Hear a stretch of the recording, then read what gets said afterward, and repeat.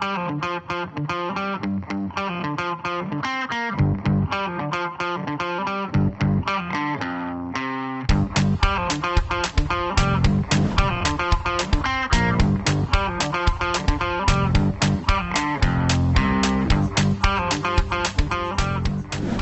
thank you for joining me today. My pleasure. Thanks for having me. I figure before we get started, maybe just introduce yourself for people who haven't heard of you before. Absolutely. Yes. Thank you, Nick. My name is Nick English. I am the CEO of North America for Kaadas Electronic Smart Door Locks. I've been in the industry, been with Kaadas for a year, and I've been in the industry about 21 years, 22 years. So been in the smart home industry for quite some time. Yeah, it seems like Kaadas has been like really. It's I remember reading the press release when they first decided to make the push into North America, where it's like the biggest smart lock manufacturer that you've never heard of. So they've been around for a while, but they're now just coming over into North America. So I was really curious, what prompted the company to finally make that push into the North American market? Yeah, it's a great question. As you probably know, I mean, American style door hardware is much different than it is around the world as far as having the way the bore holes are cut and the way deadbolts fit into a US or a North American door. So it's not, it doesn't easily translate around the world, right? You don't make one door lock and sell it around the world. So Kaadas, being a Chinese-based company, focused on the Asian market for quite some time, and then expanded out from there. And now at the point where, to your point, there's in 65 countries around the world. But the reason for North America and the reason for the expansion was simply because it was time to do that from a interest standpoint and from a capacity and capability standpoint for Kaadas. Kaadas does OEM for several different large companies in the U.S. So there was obviously an interest in their quality and their style and their form and function. Kaadas did start going with other brands on Amazon, and the sales were did very well there, and even more so, the reviews were really good. 4.5, 4.75, 5-star reviews, with over 20,000 reviews in. So it's a really good average. It's a really good sign. So with all of that kind of hitting at once, and like I said, the North American, some large North American companies contracting Kaadas for an OEM, Kaadas decided to bring the Kaadas brand to the United States and recruited me, and wanted to tap into my knowledge of the integrators, home security, home automation market, and then utilize my knowledge of locks and that space to expand also into retail as well. So it's been kind of a twofold approach. It sounds like it's been like a very natural flow of kind of like eventually making its way over here. Yes, yes, it's been something that they've wanted to do simply because the U.S. market, as we all know, with pretty much any product, is really a big market for any manufacturer around the world to tap into. Now, where do you feel, what do you feel sets Kaadas apart from other, access control and security products? Just because it's, you probably already know the security sphere is just like a highly competitive product category as a whole. Absolutely, yeah.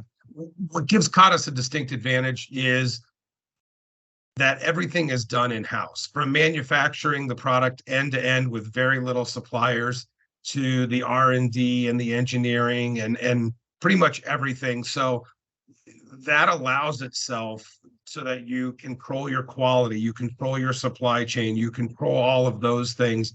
But then you also control your cost, right? So it's kind of a twofold approach that benefits you in multiple ways. And I think you'll see Kaadas products will be similar to a lot of other products on the market in some forms, and then in other cases there'll be innovative technologies or things in the locks that other companies don't have, and they're able to offer a wider array of products with these technologies at a better price and equal to or better quality. So it's kind of full circle there. Now, one of the big things that's kind of getting talked about right now is the MDU market. And obviously, you can probably imagine a lot of people, when they think of MDUs, one of the big products that a lot of people will think to offer for those projects are smart locks. So, how do you see Kaadas fitting into that growing project category for integrators? Yeah, it's a great question as well. And, it's one of those situations where there's kind of two ways that, or two or three ways that MDU companies are applying smart locks to their space.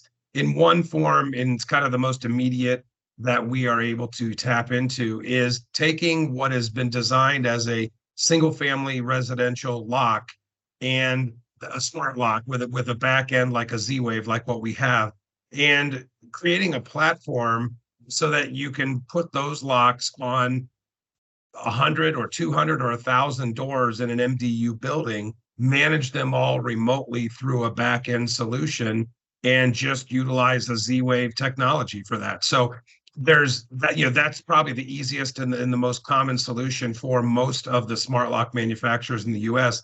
And that's where we see an immediate play for us. So we will be able to use our existing residential door lock and work with those companies that can utilize that with their back end.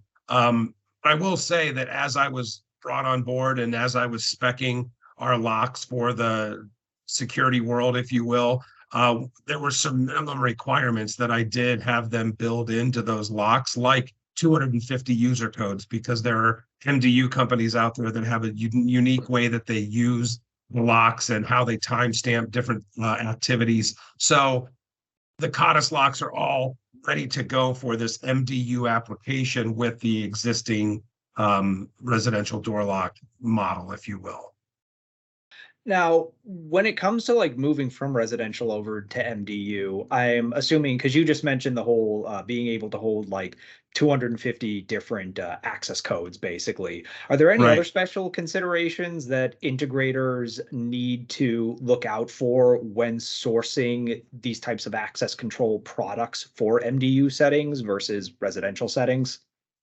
Next biggest one that I'm aware of is what ANSI grade the lock is. And, a lot of the standalone locks that you'll find at retail for consumer products will be an ANSI grade 3 because it's good enough, if you will, and it's less expensive to make. But my understanding with the MDU market is that you must be ANSI grade 2 just so that it's a more robust lock and able to withstand all of the rigors of that. So again, that was one of the minimum specs that I required in the locks as we manufactured them. So it's things like that where you have to have the consideration that goes above and beyond kind of what a regular residential door lock will handle. All right. And so, how does Kaadas plan on supporting CI dealers who are looking to kind of like not only break into these new markets, maybe they want to sell access control solutions, maybe they want to start selling directly to MDUs, or maybe they're already doing both of those things. They just want to like start selling Kaadas locks. What is Mhm. Kaadas planning on doing to help support those different needs for the integrators?